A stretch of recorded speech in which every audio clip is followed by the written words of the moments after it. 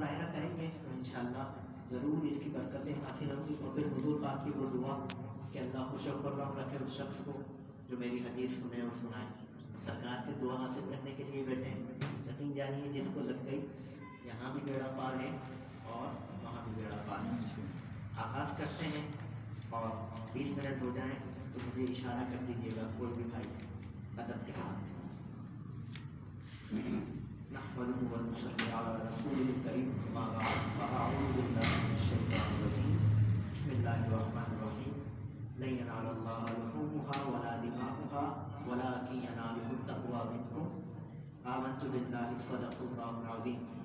ایک حدیث مبارکہ ہم پڑھ چکے تھے پچھلے ہفتے. آج دوسری حدیث مبارکہ ہے اور باب چل رہا ہے اخلاص نیت کا.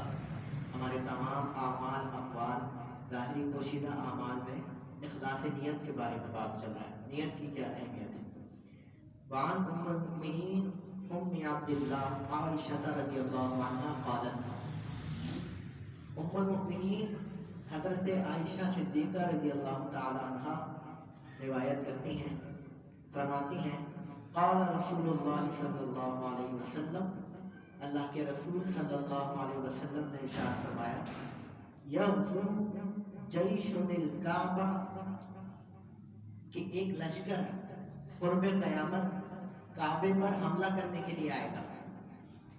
ببیضاء فاذا كانوا ببیضاء من الارض, تو وہ جب ایک میدان میں ہوں گے, ایک چٹیل میدان میں ہوں گے, یُقْصَفُ بِأَوَّلِهِمْ وَآخِرِهِمْ, تو اللہ پاک کیا فرمائے گا ان سارے کے ساروں کو زمین میں دھسا دے گا. پوری حدیث مبارکہ پڑھ لیتے ہیں ایک مرتبہ پھر اس کی وضاحت. قالت, تو حضرت عائشہ کہتی ہیں قلت یا رسول اللہ صلی اللہ علیہ وسلم, میں نے عرض کی یا رسول اللہ صلی اللہ علیہ وسلم کیف یقصف بأولہم وآخرہم, اللہ تعالیٰ کیسے ان کے اول والوں کو اور ان کے آخر یعنی سب کے سب کو اللہ زمین میں دھس دے گا. کیسے؟ کیف یقصف بأولہم وآخرہم وفیہم اسواقہم ومن لیس منہم, ان میں تو کچھ لوگ ایسے ہوں گے جو بیچارے خادم ہوں گے, جو بیچارے بازاری ہوں گے, سوداگر ہوں گے, خدمت کے لیے ان کو زبردستی لایا گیا ہوگا. پھر کیسے اللہ سب کے سب کو عذاب دے دے گا. قالا, سرکار عالم صلی اللہ علیہ وسلم نے فرمایا یقصف بأولہم وآخرہم ثم یبعثون علی نیاتہم, فرمایا اللہ اس وقت تو سب کے سب کو زمین میں دھانس دے گا, لیکن قیامت کے دن جب وہ اٹھائے جائیں گے تو اپنی نیتوں کے بارے میں اٹھائے جائیں گے, اپنی نیتوں کے متعلق اٹھائے جائیں گے. متفق علیہ وہذا لفظ بخاری. جس بھی حدیث کے آگے لفظ متفق علیہ لکھا ہوتا ہے, یہ آئے گا آگے بھی تقریباً بہت سی حدیث میں, تو میں ابھی اس کی وضاحت کر رہا ہوں. متفق علیہ جس حدیث کے آگے لکھا ہوتا ہے اس کا مطلب یہ ہوتا ہے کہ یہ حدیث بخاری شریف میں بھی موجود ہے اور مسلم شریف میں بھی موجود ہے. متفق علیہ کا مطلب یہ ہوتا ہے. وہذا لفظ بخاری, انہوں نے کہا یہ جو الفاظ ابھی ہم نے پڑھے ہیں یہ بخاری شریف کے الفاظ ہیں. اب حدیث شریف کی وضاحت کچھ اس طرح ہے کہ سرکار نے فرمایا کہ قرب قیامت ایک لشکر آئے گا جو کعبے پر حملہ کرے گا, لیکن اللہ کیا کرے گا ان کے اول والوں کو یعنی آگے والوں کو اور پیچھے والوں کو یعنی سب کو زمین میں دھسا دے گا. حضرت عائشہ نے عرض کی کہ حضور ان میں تو کچھ سوداگر ہوں گے, سوداگر سے مراد کچھ سامان بیچنے والے, کھانا بنانے والے. یاد رکھیں جب لشکر آتا ہے نا تو ان میں بہت سارے لوگ ہوتے ہیں, کھانا بنانے والے بھی ہوتے ہیں, خدمت گار بھی ہوتے ہیں اور زخمیوں کی مرمت کرنے والے بھی ہوتے ہیں, سارے معاملات ہوتے ہیں. تو فرماتی ہیں کہ ان میں تو کچھ سوداگر بھی ہوں گے, بازار والے لوگ بھی ہوں گے, خاتمین بھی ہوں گے. ومن لیس منہم, جو کہ حملہ کرنے نہیں آئے, زبردستی لایا گیا ان خدمت کے لیے. پھر آپ نے فرمایا کہ سب کو دھسا دے گا, سب کو دھسا دے گا اللہ تعالیٰ. تو سرکار نے فرمایا کہ سب کو دھسا تو دے گا, اس وقت چونکہ عذاب آیا ہے نا تو عذاب سب پر آ جائے گا, لیکن جب قیامت کے دن اٹھائے جائیں گے تو اپنی اپنی نیتوں کے بارے میں اٹھائے جائیں گے کہ کون جنگ لڑنے آیا تھا, کون کعبے کو ڈھانے کے لیے آیا تھا اور کون زبردستی لایا گیا تھا. نیت کی اہمیت دیکھیے، سبحان اللہ بولیں، سبحان اللہ۔ نیت کی اہمیت، اب تین باتیں، اللہ نے سب کو دسا دیا کہ اللہ کو جانتا ہے کون کعبے کو نقصان پہنچانے آیا ہے اور کون ویسے آیا ہے۔ تو اس کی وضاحت کچھ اس طرح ہے کہ دیکھیں برے کا ساتھ دینا بھی برا ہوتا ہے، اگرچہ وہ نہیں آئے تھے اس مقصد سے، لیکن آئے بروں کے ساتھ تھے، بروں کی صحبت اختیار کی ہوئی تھی، بروں پر اللہ کا عذاب آیا، اس وجہ سے ان پر بھی عذاب آ گیا۔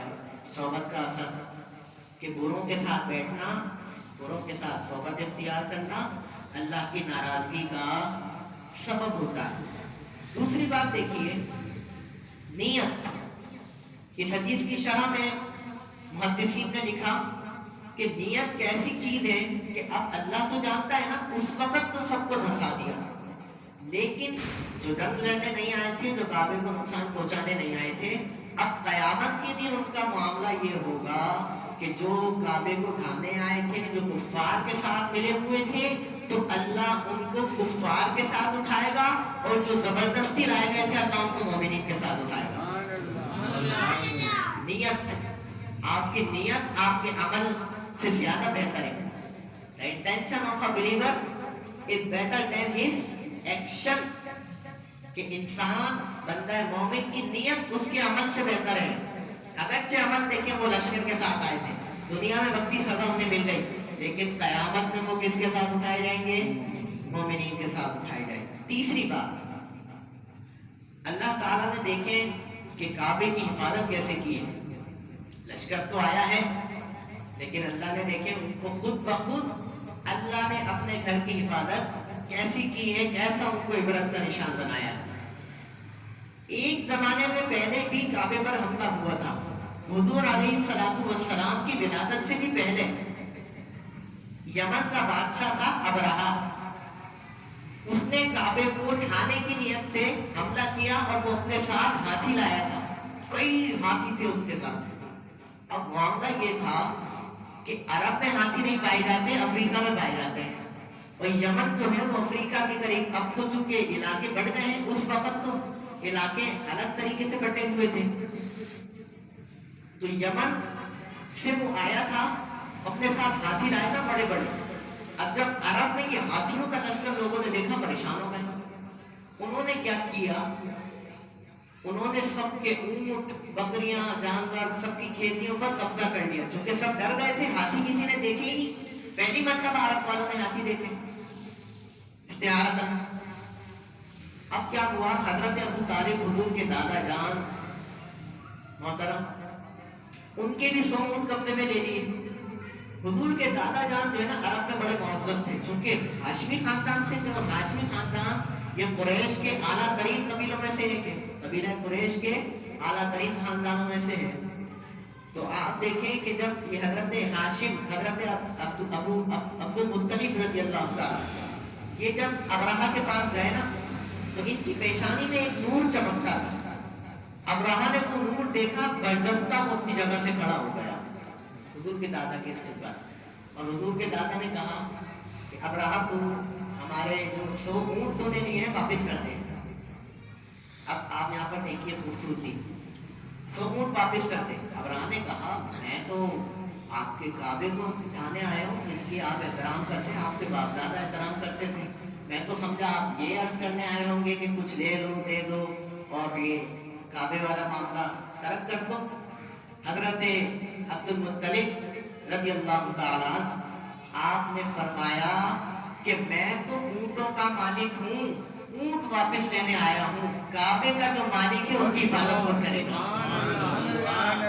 کعبے کا جو مالک ہے اس کی حفاظت خود کرے گا۔ اب آپ دیکھیے کہ کعبے کی حفاظت اللہ نے کیسے کی۔ سورہ فیل ہے 30ویں پارے میں، اور فیل کا مطلب ہوتا ہے ہاتھی۔ اللہ نے پوری سورت اس واقعے کے تحت اتاری، فرمایا الم تر کیف فعل ربک باصحاب الفیل، کیا تو نے نہیں دیکھا ہم نے ہاتھی والوں کے ساتھ کیا کیا تھا؟ الم تر کیف فعل ربک باصحاب الفیل الم یجعل کیدہم فی تضلیل، ہم نے ضلالت، گمراہی بدکار کر دیا انہیں۔ وَأَرْسَلَ عَلَيْهِمْ طَيْرًا أَبَابِيلَ، اور ہم نے ان پر چھوٹے چھوٹے پرندے ابابیل بھیج دیے ہیں. اب آپ دیکھیے کہ ہاتھیوں کا لشکر اللہ کس طرح تباہ کروا رہا ہے کعبے کی حفاظت. یہ ابابیل اتنا سا پرندہ ہے جو کوئی حرم گئے ہیں نا آج بھی خانہ کعبہ کے اوپر اور اس کے مطاف کے صحن میں چھوٹے چھوٹے پرندے اڑے ہوتے ہیں. وہ ابابیل ہے. مغرب کے ٹائم پہ اڑے ہوتے ہیں وہ ابابیل. اتنا چھوٹا پرندہ ہے. اللہ نے ایک سمندر کی طرف سے ابابیل کا ایک لشکر بھیجا اور ابابیل 3 کنکریاں لے کر, ہر پرندے کے پاس 3 کنکریاں تھی.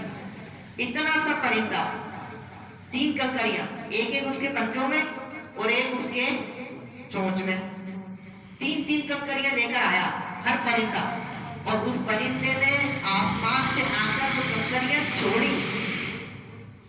ان کنکریوں کی پاور ایسی تھی کہ ہاتھی پہ بیٹھا ہوا شخص جو لوہے کا لباس پہنا ہوا تھا, لوہے کی ٹوپی, اللہ نے ایسی طاقت ان کنکریوں میں رکھی اور ایک کنکری ایک ہی بندے پر پڑتی تھی. 3 کنکریوں سے 3 لوگ ہلاک ہوتے تھے.